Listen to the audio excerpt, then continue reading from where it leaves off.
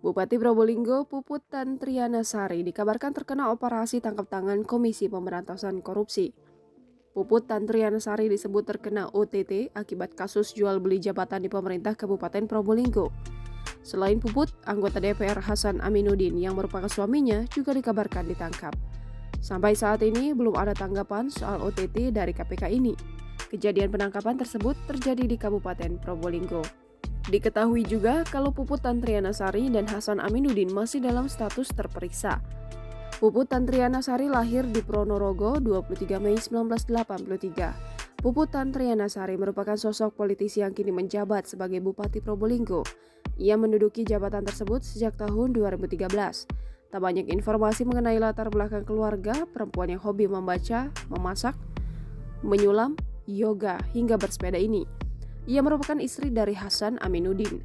Dari pernikahan tersebut, dirinya telah dikaruniai 4 orang anak. Kini Puput tinggal di Jalan Kiai Haji Abdurrahman Wahid, nomor 66, RT 1 RW 2, Kelurahan Sidemukti, Keraksaan, Probolinggo. Puput menempuh pendidikan dasar di SD Negeri Baosan, Lor 1 Ponorogo.